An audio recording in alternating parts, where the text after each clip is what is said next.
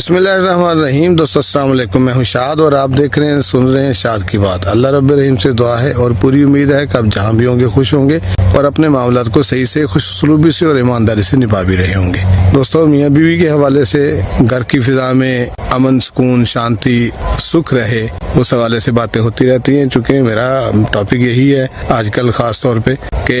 हम अक्सर जो बातें हो रही होती हैं उसमें बाज़ चीज़ों पर इख्तलाफात होते हैं। बातों में इख्तलाफात होने की वजह से बीवी को एक ताना, एक बात सुनने को अक्सर मिलती है। वो कोई भी कर सकता है, ससुर कर सकता है, नंद कर सकती है, सास कर सकती है, देवर, जेठ, ये वो सारे कह सकते हैं, करते हैं, लेकिन उसे कोई फर्क नहीं पड़ता। फर्क पड़ता उस वक्त जब मियाँ भी उसे कहता है क्या कि ये तेरे बाप का घर नहीं है, ये चीजें तेरे बाप ने लेकर के नहीं दी। कोई भी नुकसान, किसी भी किस्म का नुकसान होने पर से ये बात सुनने को मिल जाती है। ये एक अहम समाजी मसला है जो औरत के हुकूक मलकियत, मसावत और वकार के साथ जुड़ा हुआ है। एक औरत होती है, एक मकान बनता है गारा, सीमेंट, ईंटों से, सिर्फ उसको घर बनाती है, उसको संवारती है, उसमें खुशियां बिखेरती है, उसमें औलाद देती है, उसमें खुशबख्ती लाती है, उसमें रिज़्क की फरावानी लाती है। अपना मानते हुए उसको पूरी तनदेही से उसकी हिफाजत कर रही होती है, उसको सेहत संवार रही होती है। अपनी तरफ से वो उसका किसी भी तरह से वो नुकसान नहीं चाह रही होती, लेकिन फिर भी उससे जब ये बात सुनने को मिलती है तो उसका दिल टूटता है, वो सारी चीजें उसके लिए बिखर जाती हैं। सारा सीन जो है उसके लिए नुकसानदेह हो जाता है, तकलीफ दे हो जाता है। उस घर में जिसको अपना समझती है, उस घर में जिसकी उसकी खुशियां पलती हैं, उस घर में जिसमें उसकी खुशियां रहती हैं, उसके बच्चे रहते हैं जिनको वो सेहत संवार रही है, जिनकी वो तरबियत कर रही है, उस घर से उसे ताना मिलता है, वो सारों की तरफ से मिलता है, तकलीफ होती है। कोई भी बात करे, देखे सास ससुर जो होते हैं बड़े होते हैं, उनकी बातों की तकलीफ नहीं होती, लेकिन कहीं ना कहीं जब फैमिलियों में इख्तलाफ होते हों तो उनकी बातें भी ज़्यादा चुभती है, लेकिन फिर भी उनकी बातों को इग्नोर करती है। हाँ, यही बात अगर उसे मियाँ की तरफ से सुनने को मिल जाए तो वो उसके लिए बहुत तकलीफ दे होती है। वो ढह जाती है, एतमाद खो देती है, वो पीछे हट जाती है और चुप चुप करके रोती है, आगे पीछे बताती नहीं है, किसी को कहती नहीं, क्योंकि उस घर को संभालने के लिए, उस घर को सेहत संवार करने के लिए वो सबसे बातें कर रही होती है, सबसे लड़ रही होती है। अपने मैके में बताती मेरा घर मेरा घर, वो अपना अपना घर कर रही होती है और उसे वहां से एक बात मिलती है कि तुम्हारे बाप का घर नहीं है। ये बहुत तकलीफ दे है, इससे बचने की जरूरत है। सीधी सीधी बात है, अगर एक औरत एक घर को सेहत संवार रखती है, उसको हिफाजत करती है, उसको साफ सुथराई करती है, उसमें खुशियां भरती है, तो उसे उसकी तकलीफ होती है। ये क्यों होता है? देखें, रोना धोना सारी चीजें अपनी जगह पे रहती हैं, लेकिन सबसे बड़ा नुकसान जो उसका होता है वो एतमाद खो देती है। एतमाद खोने पर उसके सारे मामला जो है वो उलझ जाते हैं। घर में काम करना उसे अच्छा नहीं लगता, तकलीफ दे होता है, और ये बात अक्सर बढ़ती है। बढ़ते बढ़ते अगर आगे चली जाए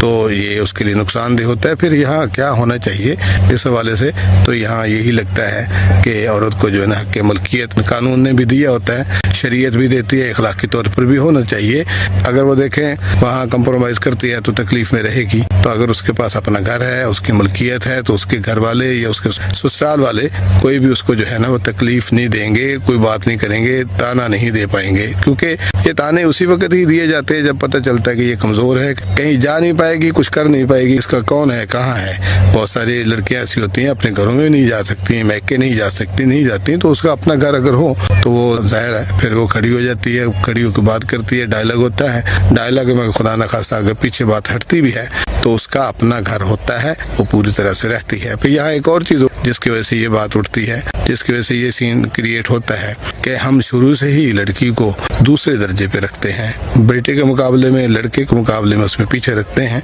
और वो एक सोच बनती है, एक माशरती सोच बनती है, समाज में उसको दूसरे नंबर पर रखा जाता है। उसको हम तरबियत में भी कमज़ोर रखते हैं, उसकी तालीम और एजुकेशन पर भी कम ही खर्च करते हैं, उसके अखराजात के हवाले से भी उसको जो है कमज़ोर रखते हैं, उसके ऊपर इतना खर्च नहीं करते कि ये पराया धन है, पराए घर चली जानी है, इसको इस तरह की चीज़ों की क्या ज़रूरत है, कोई बात नहीं, आगे जाके खुद ही बनती बनाती रहेगी, संवरती रहेगी, सारा कुछ होता रहेगा। फिर ये दूसरी बात अगर सामने रखी जाए तो निकाहनामा होता है। निकाहनामा अक्सर फैमिलियों में ना बच्ची को पढ़ने दिया जाता है, ना बड़े पढ़ते हैं। निकाहनामे में बहुत सी ऐसी चीज़ें होती हैं जो लड़की को उसके अगले घर में जाकर के तहफ़्फ़ुज़ का बायस बनती हैं। वैसे तो मैं समझता हूँ कि शरीयत के साथ ताल्लुकात या रिश्ते नहीं निभाए जाते, लेकिन कहीं ऐसा ایسا سین بنتا ہے کہ شرائط جو لکھی گئی ہیں وہ کیوں ہیں، اسی لیے کہ مسائل پیدا ہوتے